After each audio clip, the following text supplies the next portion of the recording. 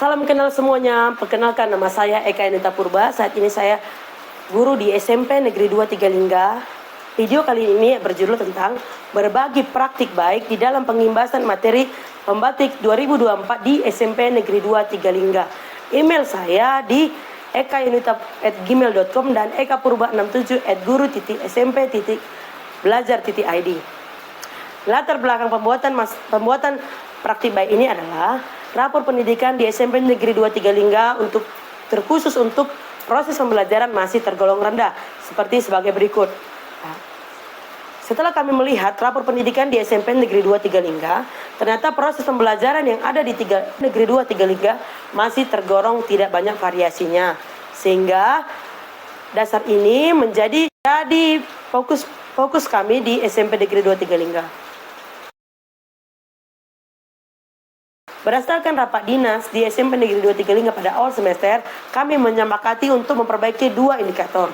Yang pertama, indikator pembelajaran relatif dan pembelajaran yang aktivitas yang interaktif. Karena dua hal ini juga masih tergolong baru di SMP Negeri 2 Tigalingga, kami menyepakatinya untuk membelajarkan itu bersama melalui kegiatan webinar yang kami laksanakan secara reguler di sekolah kami. Untuk itu, saya sebagai narasumber dan juga sebagai penggerak komunitas berinisiatif untuk mengadakan kegiatan webinar tersebut pada tanggal 20 September 2024. Sebelum itu, saya sebagai narasumber harus mempersiapkan beberapa hal. Yang pertama saya persiapkan adalah modul ajar. Modul ajar yang saya ambil adalah modul ajar yang sudah terbit di aplikasi PMM. Saya ambil sebagai berikut. Saya ketikkan contoh pembelajaran aktivitas interaktif, lalu saya pilih salah satu yang cocok untuk pembelajaran saya, lalu saya ubah menjadi saya adaptasikan, tiru dan modifikasi sesuai dengan pembelajaran saya, pembelajaran matematika. Selanjutnya, setelah selesai saya membuat modul ajar saya adalah sebagai berikut. Selanjutnya, setelah selesai saya membuat modul ajar, saya membuat video pembelajaran. Video pembelajaran tersebut adalah bentuk dari refleksi saya atau umpat balik saya atas materi pembatik di level 2. Di level 2 kami diajari untuk cara mengambil video dan bagaimana membuat tahapan-tahapannya agar boleh ditonton dengan banyak orang dan membagikannya secara baik kepada banyak orang melalui akun YouTube. Sebelum saya merekam video, saya sudah meminta izin terlebih dahulu kepada pimpinan saya karena pada saat saya akan merekam video adalah pada saat observasi dan itu sudah disetujui oleh observer saya. Sepanjang pembelajaran, saya sudah mengaplikasikan pembelajaran dengan model problem based learning dan indikator yang saya intervensi adalah aktivitas interaktif, di mana ada 3 faktor fokus perilaku dan 9 indikator yang nampak atau perilaku yang nampak berdasarkan 3 fokus perilaku tersebut seperti berikut. Setelah itu, setelah saya rekam, saya kemudian mensuntingnya dan membuatnya dalam durasi yang lebih singkat dalam waktu 7 menit. Hal ini saya buat sebagai bentuk contoh bagaimana aktivitas interaktif boleh berada di dalam kelas, di manakah posisinya, apa contoh-contohnya. Lalu setelah itu saya upload ke YouTube sebagai bukti dan refleksi saya untuk materi pembatik level 2. Selanjutnya, kegiatan webinar berlangsung pada tanggal 20 September 2024. Webinar kami adalah webinar ke-9 khusus untuk aktivitas interaktif sebagai berikut. Webinar ke-9 ini pesertanya berasal dari dalam komunitas belajar dan dari luar komunitas belajar. Kenapa? Karena kami mempublikasikan webinar kami melalui akun platform PMM di bagian komunitas. Jadi komunitas di luar kami pun siapa yang melihat itu melalui aplikasi PMM boleh mengikutinya pada tanggal 20 September 2024. Peserta mengikuti adalah sebagai berikut. Dan langsung webinar tersebut di-streamingkan langsung ke YouTube pada link berikut.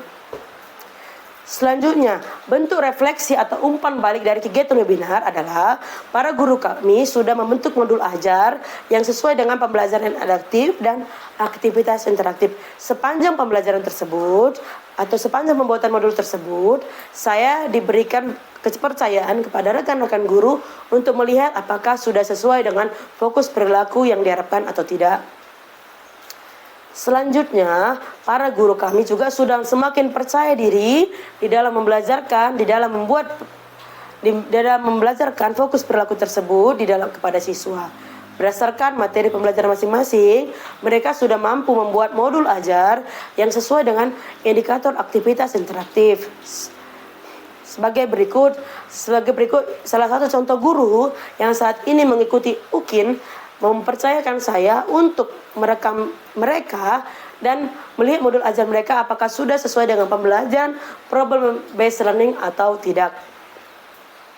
Selanjutnya, bentuk respon umpan balik dari rekan guru adalah semakin percaya diri di dalam pembelajaran di dalam kelas dan semakin banyaknya variasi belajar di dalam kelas. Alhasil semoga nanti di rapor pendidikan tahun 2025 pembelajaran di SMP Negeri 2 Tigalingga sudah semakin baik, sudah semakin bervariatif dan tidak lagi dan nilainya semakin baik. Selanjutnya, bukti umpan balik saya kepada materi pembatik 2024, saya membuat video pembelajaran tentang materi-materi di dalam kelas. Latar belakang saya membuat video pembelajaran ini adalah generasi-generasi sekarang suka menonton di TikTok, suka menonton di YouTube dan di Facebook. Sehingga saya menghadirkan salah satu suasana agar mereka juga senang belajar sambil menonton video TikTok atau YouTube atau Facebook, mereka juga belajar. Jadi pada saat pembuatan video tersebut, saya menggunakan aplikasi Capcu dan juga Canva untuk memaksimalkan video pembelajaran saya. Respon dari siswa saya adalah beberapa siswa yang memang memiliki gadget yang cukup dan sudah paham IT, bisa langsung merespon video saya dan pada saat pembelajaran di kelas, mereka lebih mudah menerima pembelajaran. Contoh pembelajaran tentang relasi, mereka lebih cepat memahami dan membuat contoh mana relasi dan mana bukan. Dan untuk pembelajaran yang akan kami pelajarkan pun saya sudah buat contoh video pembelajaran tentang fungsi. Fokus saya adalah fokus kelas 8 karena saat ini saya adalah guru di kelas 8 SMP. Demikianlah video dari berbagi praktik saya. Adapun langkah-langkah yang saya buat, saya ulangi dari awal. Yang pertama, saya melihat bahwa rapor pendidikan kami tidak baik di proses pembelajaran. Lalu yang kedua, kesepakatan kami untuk membelajarkan itu melalui kegiatan webinar. Lalu yang ketiga, dipercayainya saya sebagai narasumber, sehingga saya membuat modul ajar, video pembelajaran, dan juga kegiatan webinar yang ke-9.